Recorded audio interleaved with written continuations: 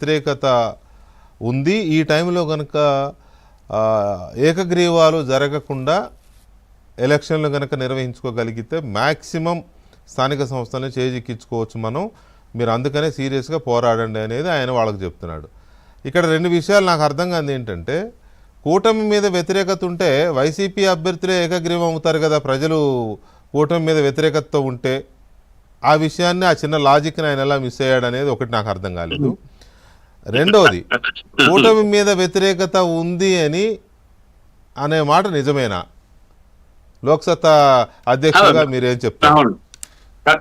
VK గారు మీరు చెప్పిన దాంట్లో చాలా మంచి పాయింట్, లాజిక్ కూడా ఉంది. నిజంగా ప్రభుత్వం మీదే కానీ వ్యతిరేకత ఉంటే గ్యారంటీగా వాళ్ళ మనుషులకు భరోసా ఇవ్వాలి. మీరు స్పష్టంగా బ్రహ్మాండంగా గెలుస్తారు, కూటమి మీద వ్యతిరేకత ఉంది, నా దగ్గర ఆధారాలు ఉన్నాయి, గవర్నమెంట్ చేసిన లోపాలన్నీ స్పష్టంగా చెప్పండి, మీరే గెలుస్తారు, మీరే అధైర్యపడకండి, కానీ మీరు చాలా జాగ్రత్తగా కంట్రోల్ చేయాలి, ఎన్నికలు ప్రశాంతమైన వాతావరణంలో జరిగితే మనం బాగుంటాం. జనరల్గా మీరు ఒక గమనించండి వికే గారు, పెద్దలు మన మాణిక్య ప్రసాద్ గారికి తెలుసు, రవి గారికి కానీ మాకు కానీ తెలుసు, ఎక్కడైనా సరే గెలుస్తామని తెలిసినప్పుడు ప్రశాంతమైన వాతావరణాన్ని కోరుకుంటారు. స్థానిక ప్రభుత్వాల్లో అలజడి కోరుకోరు, ఆ ఊర్లో గొడవలు జరగనివ్వరు. ఎందుకంటే గెలుస్తామని తెలిసిన తర్వాత, గెలవని తెలిసిన తర్వాతే అనవసరమైన గొడవలు తీసుకొస్తారు. జగన్మోహన్ రెడ్డి గారికి ఇప్పుడు 2వ చాప్టర్ ఎంచుకున్నారు. ఆయనకు వాస్తవం తెలుసు.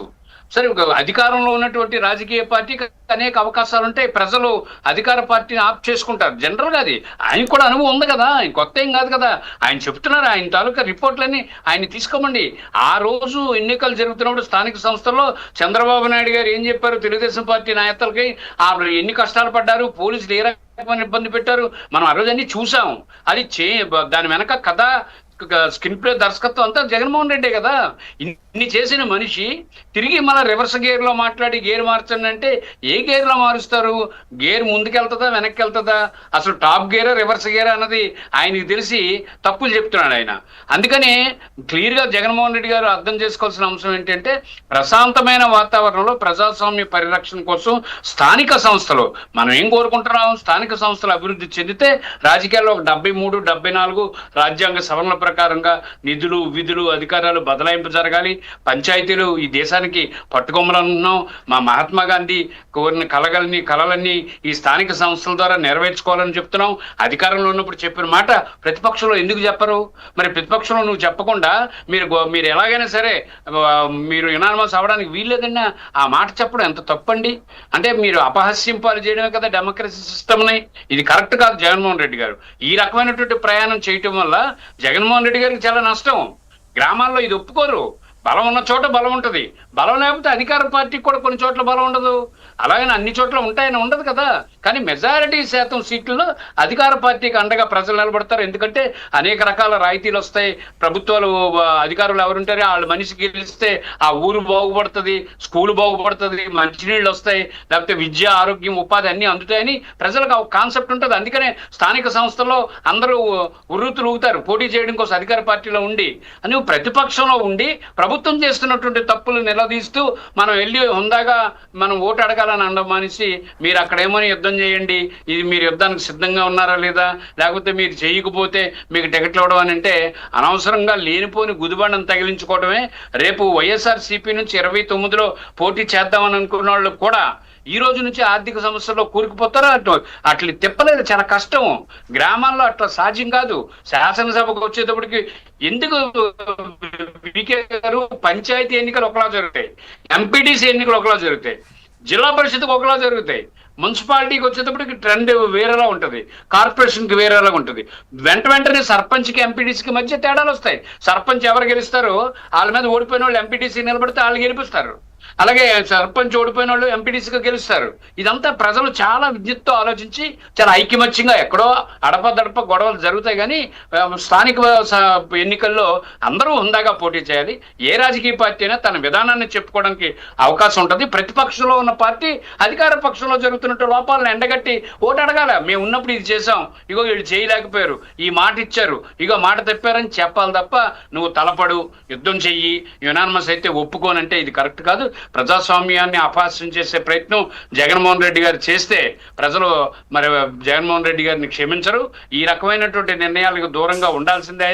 ఆయన చాలా బ్రహ్మాండంగా ఉందాసనంగా కార్యకర్తలకి నాయకులకి చెప్పాల్సిందే. చెప్పకపోతే ఇంకా మూల్యం చెల్లించుకుంటారు జగన్మోహన్ రెడ్డి గారి పార్టీ. ఎందుకంటే ఈ రోజు చంద్రబాబు నాయుడు గారు అటువంటి పరిస్థితి నుంచి బయటపడి వచ్చారు కాబట్టి ఆ రోజు ఉందాగా స్థానిక సంస్థల్లో జగన్మోహన్ రెడ్డి ఇబ్బంది పెట్టినా కార్యకర్తలు అసలు ఎక్కడైనా కూటమి ప్రభుత్వం పట్ల వ్యతిరేకత అనేది మీకు కనిపిస్తుందా? లోక్సత్తా పార్టీగా మీరు కూడా అబ్జర్వ్ చేస్తూ ఉంటారు కదా, ప్రజల్లో వ్యతిరేకత అట్లాంటిది ఏమైనా ఉందా? ప్రజల్లో ప్రభుత్వం పైన ఉన్నటువంటి తీవ్ర స్థాయిలో వ్యతిరేకత అంటూ ఏమీ లేదండి. అడపాదడప కొన్ని అంశాల పట్ల ఉంటాయి. అవి నాయకులు ఎప్పుడైతే కనెక్ట్ అవుతారో కొన్ని విషయాల్లో ఉంటుంది, అది సహజం కదండి. ఆటోమేటిక్గా గ్రామాల్లోని చాలా ఇప్పుడు కొత్త పెన్షన్లు కావాలని అడుగుతున్నారు. 2.5 సంవత్సరాల నుంచి ప్రభుత్వం చెప్తుంది ఇదిగో ఇస్తామని. ఆ పెన్షన్ల కోసం తిరుగుతున్నారు, ఇవ్వట్లేదు. మరి అదొకటి. రెండు అంటే కోటా కార్డులు, అంటే మన పెన్షన్ కార్డులు బైఫ్రికేషన్ కావాలి, ఆ బైఫ్రికేషన్ కాలేదు, అందుకని కొత్త కార్డులు ఇవ్వలేదు. మరి దానివల్ల కూడా అసంతృప్తి ఉంది. మరి అన్నిటికన్నా విపరీతంగా అంటే గ్రామీణ ప్రాంతాల్లో కొద్ది విపరీతమైనటువంటి బెల్ట్ షాపులు పెరిగాయి. ఒక సెక్షన్ పీపుల్ ఇది ఏంట్రా ఇంత అరాచకం బాగా పెరిగిపోయింది అనుకుంటున్నారు. కానీ ప్రభుత్వం ఇస్తున్నటువంటి పెన్షన్లతో కానీ ప్రభుత్వం అందిస్తున్నటువంటి మిగతా కార్యక్రమాల పట్ల స్పందనతో ఉన్నారు. అలాగే రెవెన్యూలో కొన్ని సమస్యల పరిష్కారం అవుతున్నాయి, కొన్ని పరిష్కారం అవ్వట్లేదు. ఇవి బ్యాలెన్స్ ఉంటాయి వెంకటకృష్ణ గారు. ఒక్కొక్క ఊర్లో ఒక్కొక్క రకమైన సమస్య. ఓవరాల్ గా ఉన్న సమస్యలు 2-3 ఉన్నాయి. ఒకటి కొత్త పెన్షన్లు లేకపోవడం, 2 కార్డుల్లో బైఫికేషన్ లేకపోవడం, 3 హౌసింగ్ ఇస్తానన్నారు, అది ఇంకా పూర్తి కావడం. ఇది రాష్ట్ర వ్యాప్తంగా ఉండేవి. ఈ కాకుండా చిన్న చిన్నవి రెవెన్యూ సమస్యలు ఉంటాయి, మంచినీళ్ళు సమస్యలు ఉన్నాయి, అలాగే అగ్రికల్చర్ సమస్యలు. ఇప్పుడు ఈరోజు యూరియా సమస్య రాష్ట్రంలో చాలా పెద్దది, కానీ ప్రభుత్వం దాన్ని పట్టించుకోలేనట్టు ఉంటుంది. అది పెద్ద సమస్య. ఎన్ని ఎకరాల భూమి ఉన్నా ఒకే బస్తా అంటే ఆ రైతు ఏమైపోతాడు? ఎందుకు పట్టించుకోలేదంటే ఇటువంటివి ఉంటాయి. కానీ ఇవి పెద్ద సమస్యల కింద కాదు. ప్రభుత్వం కిందకు వస్తుంది, కిందకు వచ్చి భరోసా ఇస్తుంది, పరిష్కరించుకుంటుంది. కానీ ఈ వాతావరణాన్ని మాత్రం ఎవరు ఒప్పుకోరు, దీన్ని ఆక్షేపిస్తారు. జగన్మోహన్ రెడ్డి గారు ఈ వ్యతిరేకత అనుకోవడం చాలా పొరపాటు. ఈ వ్యతిరేకతతో పాటు పాజిటివ్ అంశాలు కూడా ఉన్నాయి ప్రభుత్వం పైన. ప్రభుత్వం నిత్యం ప్రజల దగ్గరికి వెళ్ళి చేస్తున్న పనిలో పాజిటివ్ ఉంటుంది, నెగిటివ్ ఉంటుంది. కానీ నెగిటివ్ అయితే అంత తీవ్ర స్థాయిలో లేదు.